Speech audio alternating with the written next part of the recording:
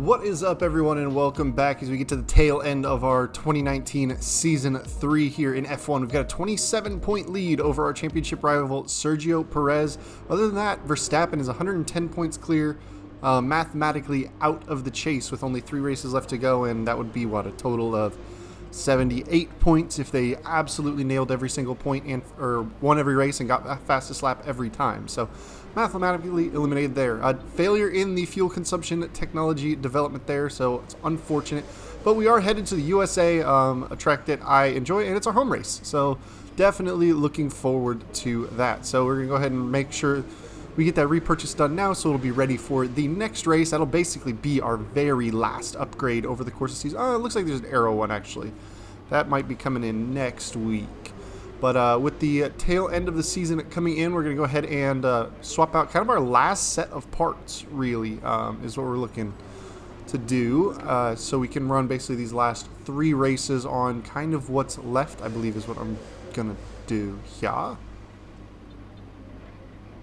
Yes. Had to take a minute to decide, but everything's kind of in the yellow in those categories. So I'm just kind of finding the part that has the least wear, what'll get us there at the end. Really, we can push everything kind of hard. If we set ourselves up with a good run today, we can have the opportunity to clinch the championship in Brazil and not worry about having to run an extra race on the components. So obviously, we're definitely looking forward to that. And you know, the USA being a track that we won at last season, got pole at in our first season, so it's a track that I perform at fairly decently. So we can hopefully get that stuff locked in before we head to Abu Dhabi and just kind of have fun with that race. But let's head off to qualifying. We're expecting qualifying to start any minute here in Austin, Texas, where drivers will be hoping to top the timesheets today and be ready for tomorrow's US Grand Prix.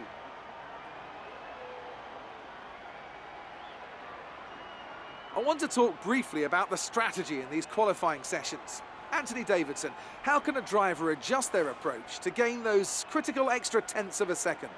Well, qualifying isn't about adjusting your approach necessarily. It's more about trying to repeat a low fuel run that you've practiced prior to this session. You're looking for perfection on the lap, and that's hard to achieve if you're trying something new. There are some variables that can stand in your way, however. Track position or unexpected yellow flags, for example. Coupled with ever-changing track conditions, it's important to be out there at the right moment. But as a driver, you have to try and ignore these distractions and just keep your mind focused on that one perfect lap.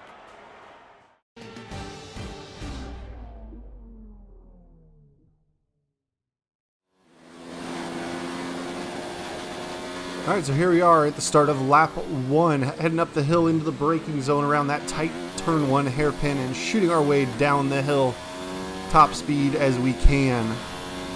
Into the fun S sections, a little bit of a excess curb there, but it's definitely one you really can kind of throw the car through. But we set a purple first sector so far at this early stages. Hamilton is fastest out at the moment. As we come over the crest of the hill and down this little run into this braking zone for this tight hairpin before we head down the longest straight on the track. They moved a ton of earth in order to build this track out in the relatively flat areas of Austin. That's why this track is actually fairly elevation changey. It's normally very level area, kind of a little bit swampy too. So it does have a little bit of issues with the track becoming bumpy as the various landfill kind of settles in. But obviously that's not as big of an issue in the game here. Now through this tight technical section, we pop into the last little bit of the track. Now this long triple apex right-hander, pick up a ton of speed, really utilize the downforce of the car, and then fling it into the last 2 corners. Try and get as good of an exit as you can. A really short run to the start-finish line out of that corner. So cross that line. Where does that put us? That puts us P3 at the moment. Only just over a tenth behind the best lap time. So we'll hop into the end of the session here. Out on another set of tires. We're sitting P10 at the moment. We're falling back, but we're not really worrying about pushing too hard. It's only Q1. We're just trying to get into that top 15. We go P6, so very comfortably into that top 15 to head into Q2. And as usual, use a little bit of time to get out on those medium tires. Basically trying to time the runs so that We pop out, do a lap or two on the mediums, and have enough time to literally swing into the pits, grab a set of softs right away, and then jump right back out. But the P8 the first time through, but we are improving by about 4/10 almost on this second lap of medium running here. So get down the line here about 4.5 tenths. That keeps us at P8, about just under a second off the top. And we managed to stay on those medium tires, didn't even have to do a soft tire run. And so what that allowed us to do is keep an extra set of soft tires unused. So we'll be able to get an extra run in to Q3. So here we are at the start of Q3, trying to get a banker lap in. And we should also have an extra set of tires for the soft tires for the race. Since obviously we're running on the mediums first, we're going to want to try and keep a fresh set of soft tires as opposed to an already worn scrubbed set, in order to have something healthy to run on during the race there. So obviously sometimes we don't have much of a choice but to run on the scrubbed set, but usually if we're making it through Q2 on the medium tire, we only had to use one set of soft tires during Q1, and typically for on the medium we're not using any soft tires during Q2, so we end up with 2 additional fresh sets of tires. So one of them obviously is the one we're going to kind of reserve for the race. The other is the Q3 tire you get, the soft tire you get just for making Q3, but you immediately have to return. And then that leaves us with 1 extra set to run in this early stages. But we're on a pretty good lap so far. Instead of purple first sector, we're just kind of looking up at the timing screen. A 1:30.6 is currently the time to beat from Leclerc. And we've got about 6 seconds to make that happen. So here we are, getting on the throttle. 1:30.302 sets us the fastest lap of the session this early on in Q3. So that puts us on provisional pole. So we are hopping ahead to the tail end. Checkered flag is out. Nobody has eclipsed us so far. We're just out on another run to make sure nobody jumps by us. But so far, nobody's been able to catch us, seeing as we originally set the provisional pole by about 3/10. We're pretty much even on our lap delta for this second run through. A little bit of lockups here and there coming through that slow technical section, but really just even delta times all the way across. And pick up a little bit out of the triple right-hander, and then a little bit a rumble over the curbs. But here we are, get slowed down on the throttle. Very good last corner, picks us up about 3/10 over our best time. So good job, mate. Really nobody well else done. That was a managed to fantastic go drive. fast than us. We are on pole once again. We're all ready for tomorrow's race, but before we begin, let's have a quick look at those who will be fronting the grid. Old-timer, Perez and Charles Leclerc. Well, that wraps up qualifying, but don't worry, we'll be back tomorrow as we head into the Grand Prix.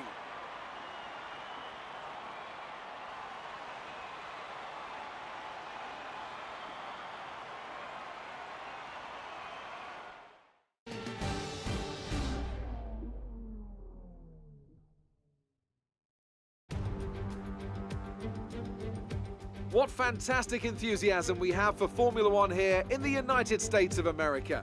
And it's an enthusiasm born from generations of memorable Grand Prix racing. Bruce McLaren took his maiden victory at Sebring way back in 1959, and John Watson's 1983 victory at Long Beach, well, that still holds the record for the lowest ever starting position for a race winner. It's the Circuit of the Americas then, situated 14 miles outside the great city of Austin. This is the 3.6-mile lap with 20 corners, 10 each to the left and to the right, and top speeds of around 200 miles per hour. Overtaking opportunities are available into turns 1 and 12, especially with that rear wing DRS wide open. With me today, of course, is Anthony Davidson. Let's talk about old-timer. Everything's on the line here today and the title hangs in the balance. So how do you think they'll be coping with all that pressure? I think as long as they keep their mind on the task and not its historical significance, they'll be just fine. This is a race just like any other. You do the best you can and accept that sometimes things are going to happen outside of your control. If they can approach today with that attitude, the pressure shouldn't be a problem. It's time to see how our drivers are stacking up after yesterday's exciting qualifying session. Oldtimer lines up on pole position. Sergio Perez lines up alongside. Looking at the rest of today's grid, we have Leclerc, Hamilton, Nico Hülkenberg and Sainz. Norris, Vettel, they'll be starting further back after an earlier grid penalty. Bottas and Lucas Faber, Russell, Giovinazzi, Daniel Ricciardo and Raikkonen, Albon, Gasly, Kevin Magnussen and Max Verstappen. Butler and Romain Grosjean sits at the back of the grid, and with preparations almost complete, let's head down to the track.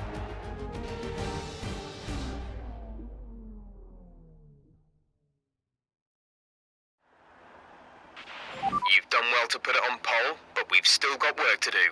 Trying to cover the inside line off the start.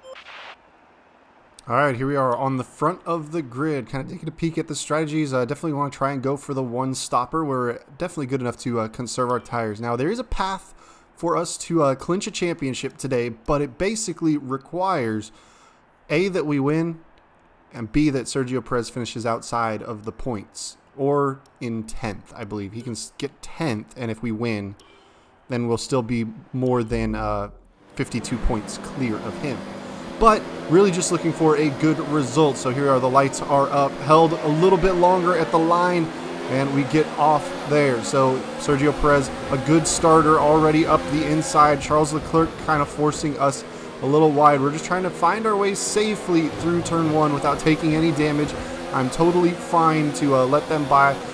Really, I expect to be slower off the line, A, because, well, the AI is just strong off the line, and I am running that harder compounded tire, which gives me a little bit of less launch traction. So it's going to be a matter of kind of staying with the group until the race sort of comes to us.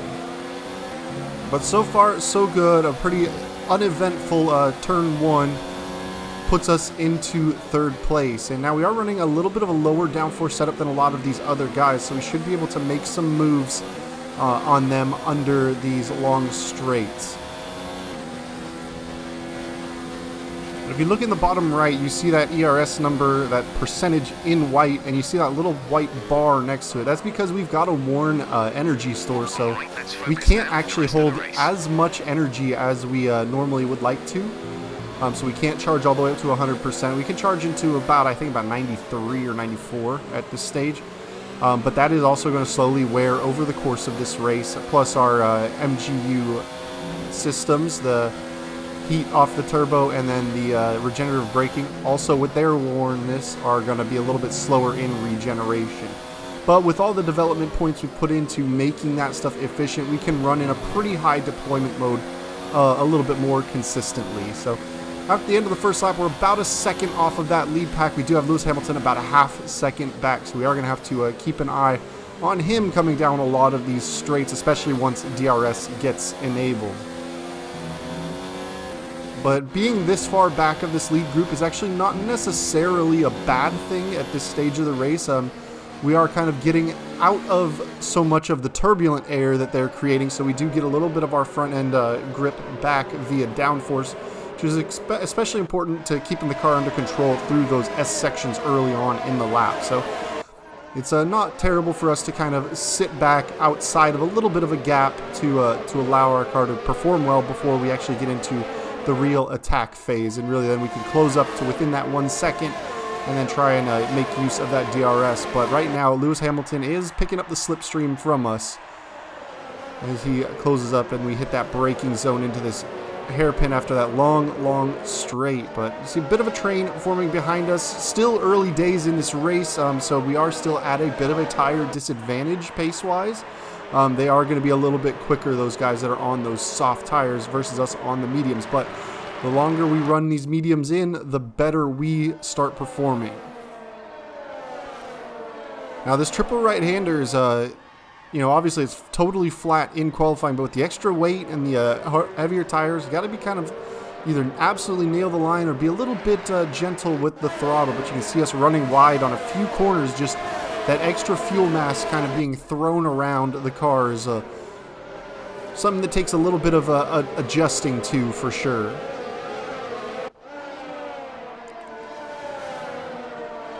Now, one thing I did do in practice, as I ran through a lot of the practice programs, and I Finished up a lot of that stuff fairly early on. I had some time left during the practice sections, and I had an extra set of soft tires available to me. So one thing I ended up doing is I fueled the car up as much as I could. Well, as much as I would expect to do. We only had about 15 minutes left in that practice session. Is I fueled the car up to cover those 15 laps, and then I put on a set of the soft tires to just see how long I could run on a soft tire and just how the tires would behave when they really started to fall off. So that was a good thing to do with that extra time, knowing that we have those soft tires coming on later in the race. And so that should hopefully help me out with pace at the tail end of this race, knowing what those soft tires are going to do over their fall off period. But a couple of mistakes down that long straight. We're about a half second off of our previous lap time, so we've lost a little bit of time to Lewis Hamilton behind us there. You see him just lurking right back there, and we're still a little ways off of these guys in front of us. But hopefully with DRS becoming enabled this next lap, we'll see Leclerc and Perez start fighting each other and allow us to close up. So here we are jumping ahead, lap 7, about to start lap 8. We're about 2.1 seconds back of them. Okay, we're monitoring somewhere on the ICE. Be aware that we will start to see a loss of power. Alright, so the energy store is going. Now the ICE is going, so now we're going to lose some of our acceleration and our top end due to that combustion engine going away from us. And that's the second track limits warning we've picked up. So one more and we are in a little bit of trouble. We'll end up with a 3-second time penalty. So got to be careful on those track limits now the rest of this race. You can run wide on that exit. That one's allowed, but otherwise it's really the insides of the corners you have to look out for. Signs of wear, power output will be down. Yes, Jeff, I know. Engine wear, power output down. You just said that like 30 seconds ago. But we have cleared the gap from Hamilton, so he is outside of DRS range. So have a little bit of breathing space. And now lap 8 of 28, about 20 laps left to go. We just got to kind of see if we can close up on these guys in front of us as their tires start to fall off. We're 2.5 seconds back. So the gap in front of us is staying pretty steady. We are opening that gap to Hamilton. It was about 1.1 at the start-finish line and about 1.4 at that sector split there. So we should have a little bit of daylight, let's say. That is, barring any other mistakes we make, as the tires will start to experience some wear, and the rears definitely take a beating around Coda here. There's a lot of slow apexes to come through. Yeah, you see we lost about 0.2 to Hamilton there over that last sector, thanks to being a little bit oversteery coming out of the hairpin. But back down the hill, see if we can make up some ground through the S's. It's really an area of the track I pick up a ton of time against the AI, is the S section. Other parts of the track, Sector 2 really doesn't treat me particularly nicely, which is strange because it's pretty much a huge long straight.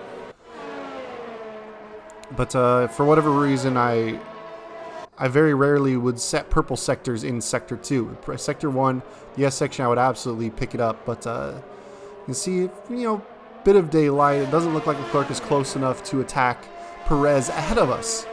So we're just kind of settling down, kind of seeing what the race gives us. He did have DRS, it was open, but it's not going to be enough. And now Hamilton is under attack from both of the McLarens as they hit that braking zone. It looks like they're side by side, wheel to wheel battling. He might be able to hold that position behind us just barely as the back end kind of steps out on us, coming through that double right-hander. And yeah, it looks like he's just managed to hold that position off of them for one more go-round. So the more that they're fighting behind us, the better it is for us, because that's going to put us under less pressure from behind, and we don't have to worry about that gap closing down to Hamilton.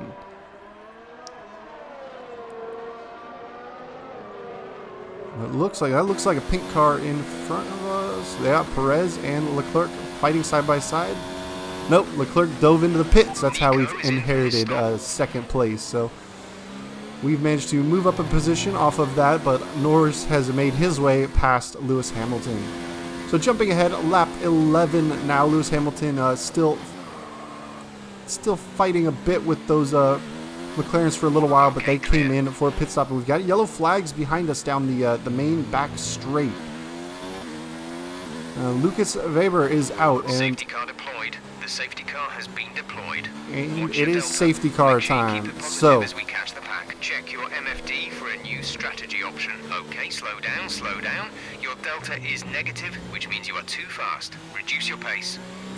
And we are very late on choices, so we're going to go ahead. They want us to go to 2 stops, so I'm going to go ahead and get on the soft tires. Long way to go yet in this race.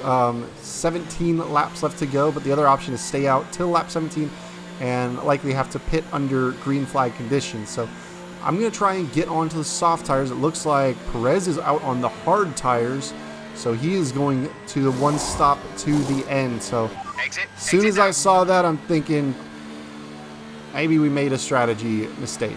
Maybe we've made an error here.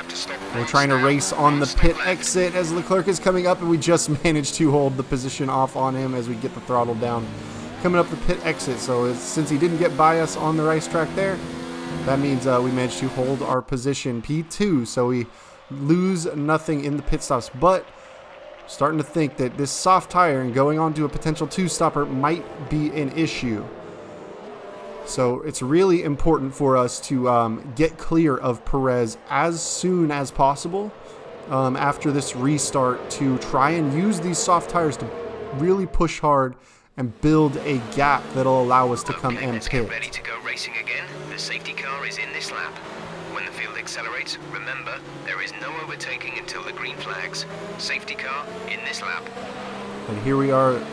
Did 2 laps under the safety car. We're up lap 13, but starting lap 14, so at that point we're only about 3 laps early of our stop. Really, you're taking out virtually no tire wear doing these safety car laps, so now it's starting to look like a potential tire conservation run to try and get these softs to the very end. And there's about 15 laps left in the race, so as I was saying, that practice session where I ran on the soft tires for about 15 laps, I kind of have an idea of how they're going to perform if I decide to try and go to the end of the race.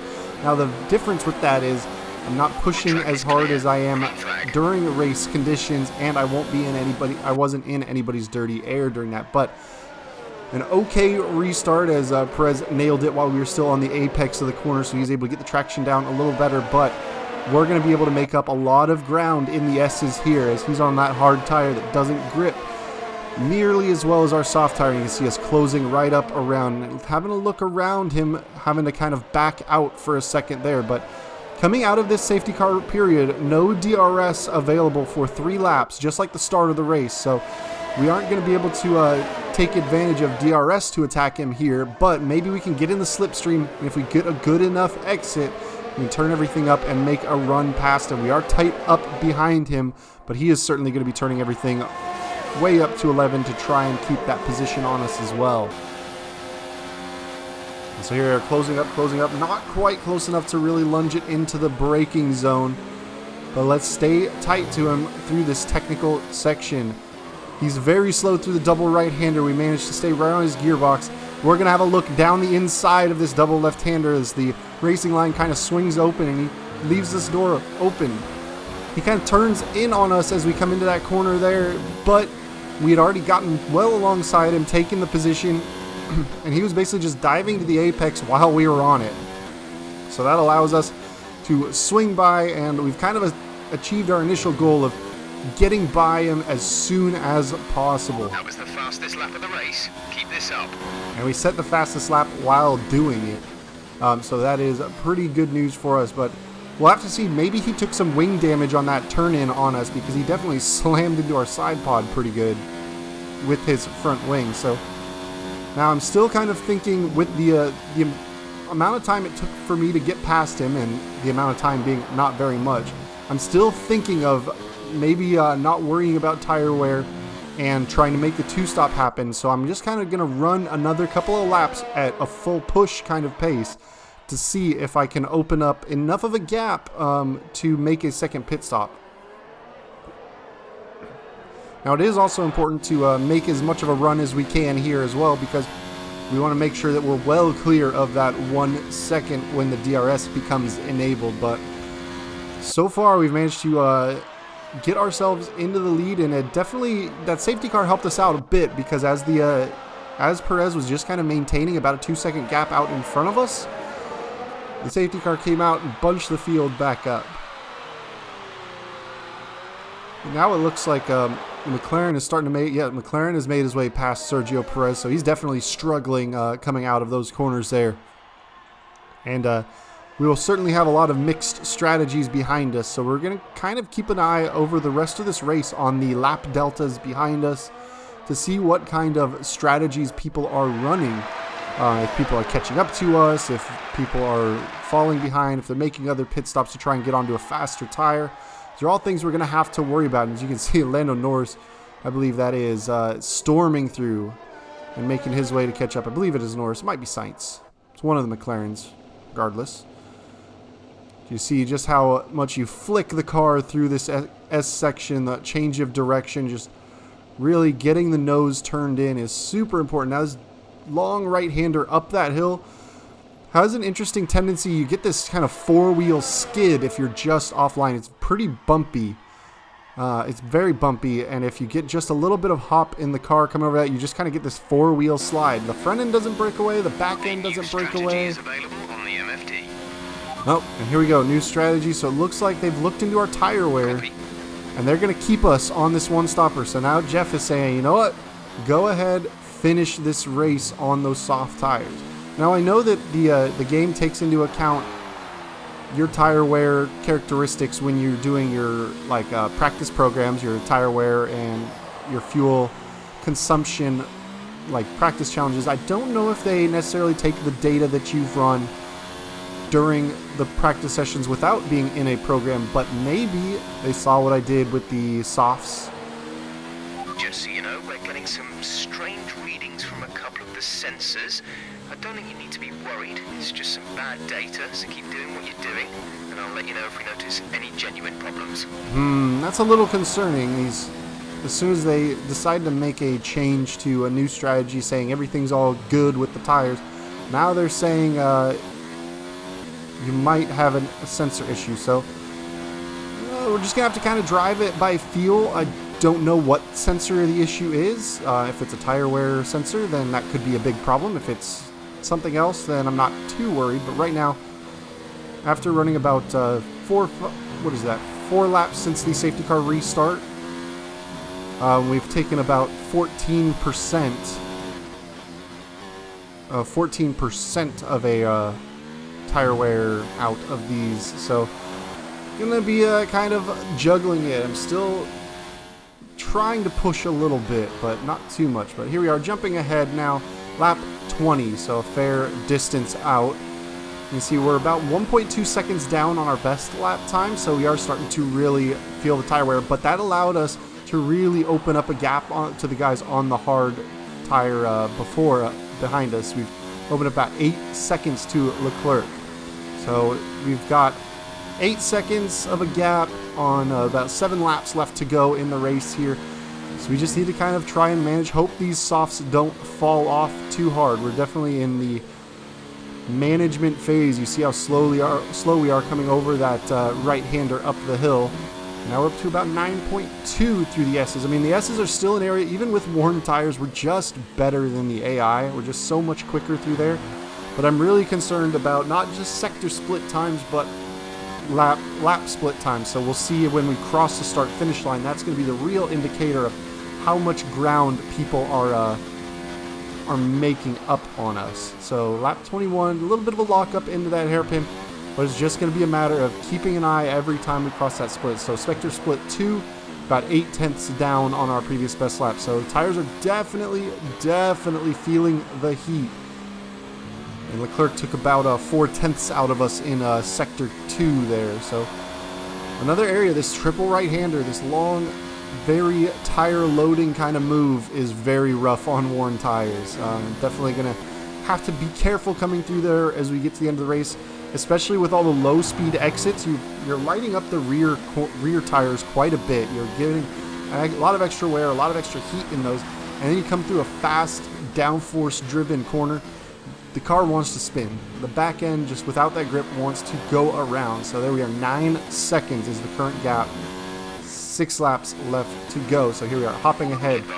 2 laps left to go. We're about 2.2 seconds down on our previous best lap now. So tires are really feeling the heat, and 5.6 seconds now is the gap. Norris really catching up on Leclerc there. So maybe if they decide not to work together and decide to kind of fight over second and third, then we'll be in a good spot, because that's going to really eat into their ability to catch up to me.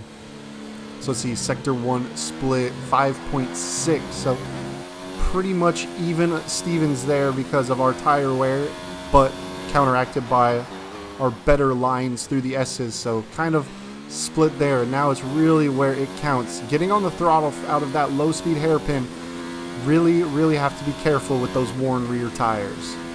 But we're burning up everything we've got left in the fuel systems here, because that's all we need to do is stay good straight line speed. Looks like Norris made his way past Leclerc there. Yep, you see that orange dot. We'll see what the gapping is. Sector 2 split, we're 1.4 seconds down. 5.2 seconds now is the gap. So they took about 4/10 out of us there. But if they can sort it out, then we might have a chance. They might be able to battle us, but we are burning that extra fuel off that we accumulated during that safety car period. We didn't really have to use too much of it in opening the gap up, so we didn't want to utilize too much of it, because it does generate a lot of extra temperature for the engine, and as a result, a lot of extra wear. But 4.7 is the gap now as we start the final lap of the race.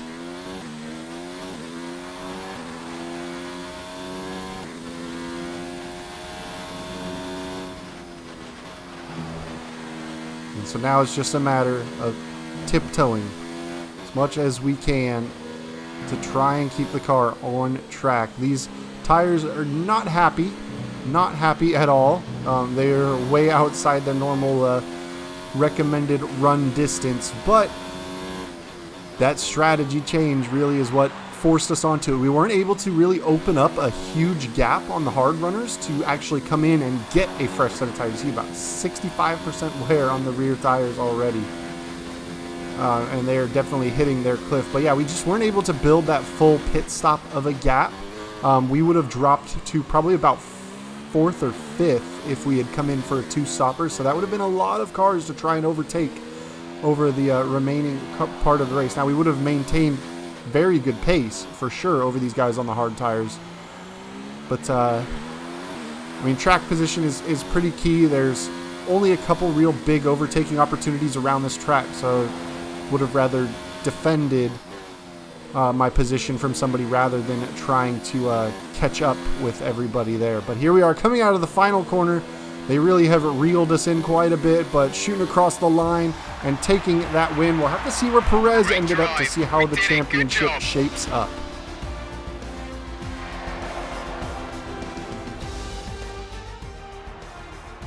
It's been coming for a while, this one. What an excellent win for Williams.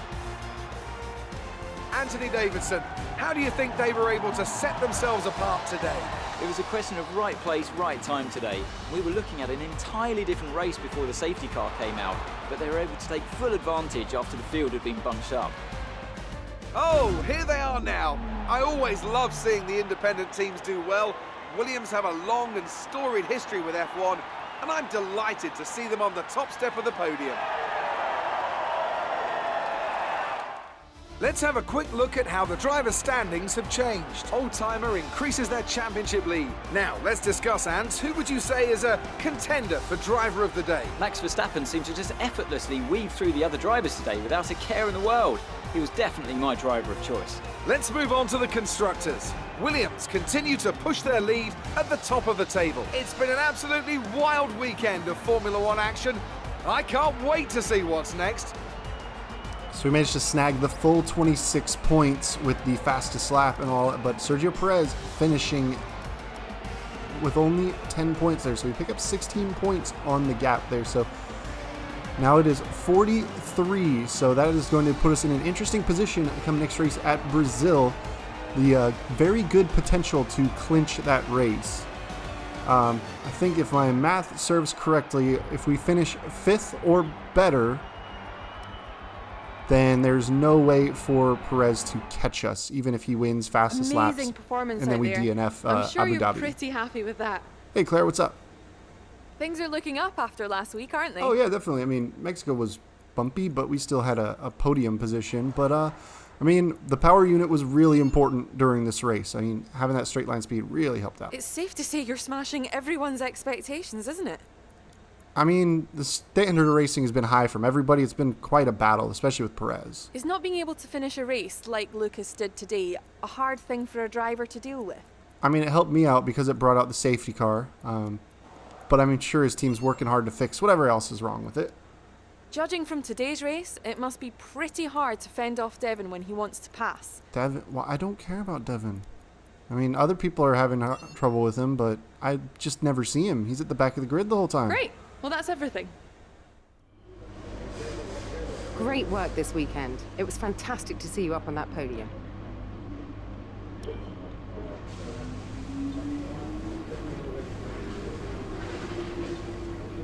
All right. Back in the garage. But yeah, I think if Perez finishes first and we can finish as low as 5th at Brazil and still take the title, clinch the title. Otherwise, if we just finish ahead of him, there won't be enough points left in the season for him to overtake us. So, very good opportunity to clinch the season at Brazil, which is where a lot of season clinchers usually end up. It's very rare that the season has been going all the way to Abu Dhabi. So we'll find for our Brazil race, we're just looking for the least worn components. We're going to go ahead and make those changes now. And then that should be able to push us to the end of the season pretty safely. And the engine's still not happy. It's definitely not happy. But the ICE issues, the energy store issues, turbo issues, was definitely something to worry about. And I do think that probably played a factor in not being able to stretch that gap after making that pit onto soft tires. I think if we had a totally healthy engine, we could have definitely, we probably could have opened up the gap to make a two-stopper work. But all in the past, we managed to nurse some absolutely toasted soft tires all the way to the end of the race and managed to come home with a win at our home race. And that's going to set us up very nicely for the last 2 races of the season to try and take home our first Drivers' Championship. Well, thank you guys for joining me this time. I will catch you next time as we head out to Brazil. Peace.